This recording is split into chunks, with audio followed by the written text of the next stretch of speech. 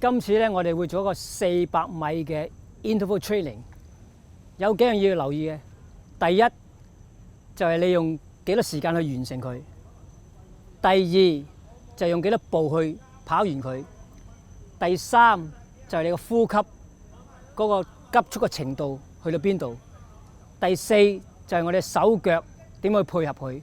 因為我哋通常喺公路比賽咧，我係唔知道我哋走緊咩步速嘅。所以就透過呢個400米嘅訓練咧，你會掌握到你自己嘅步速喺邊度。嗱，冇問題，我哋就上線啦。今晚我哋會做一個400米嘅訓練，係做20組。咁每次完成之後咧，就慢跑100米。咁因為天氣熱啊，所以我哋完成咗8組之後咧，就要去飲水。咁啊，就女同學起步先，男同學咧15秒後先起步，清唔清楚？好，預備嚟㗎咯喎！女同學起步先，預備1、2、3，Go！ 仲有10秒，5秒，4、3、2、1 ，Go！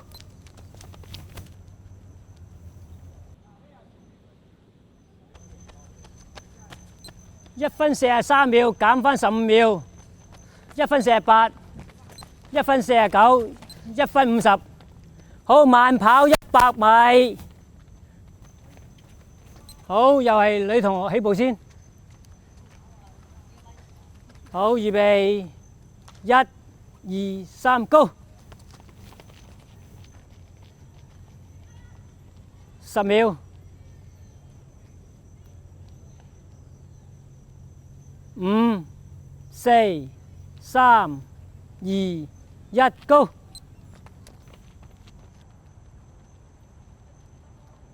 OK。1分45， 1分48， 1分49， 1分54。今晚你哋完成咗20組啦，咁你點樣知道你自己嘅標準步速咧？就係有超過15組以上用嘅時間咧係差唔多嘅，就係你嘅標準時間。咁你下一次嘅訓練咧，就係以呢個標準時間去做目標。Kevin， 你走咩時間啊？大概1分15度。阿 Vian 咧？1分31度。嗱，咁呢啲咧就係你下一次嘅練習時間嚟㗎啦。咁仲有一樣嘢就係點解我哋要練呢個400米咧？將來咧，你哋喺公路跑咧，你唔知道公路400米係幾長㗎嘛？就係用翻你今晚嘅練習個模式去做，你就知道你自己走緊咩時間㗎啦。同學有冇問題？冇就可以落堂㗎啦。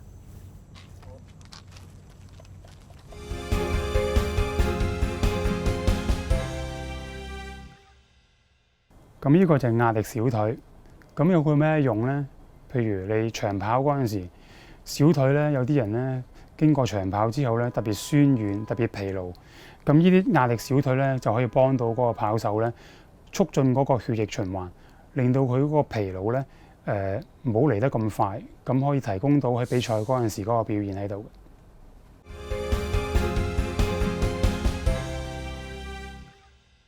Hi, I'm Dr. David Cosman. Here's a sports science tip. Interval training is so important for competitive athletes. It's been done for years and it's valuable. For recreational runners, it's fun and it reduces the need for all that wear and tear that too many long runs create. Interval running can be a tough workout, so a really good warm-up is needed. Your warm-up should be consistent, but especially with interval running. Interval running on a track enables you to use both your racing flats and your training shoes, so your feet will not be shocked with the choice of shoes come race day. Interval running on the road or in the hills can be a walk-run or a run-jog, commonly called fartlek training. The term fartlek comes from Sweden. If it comes from Sweden, it means speed play. It's been used for years. Use it. I'm Dr. David Cosman.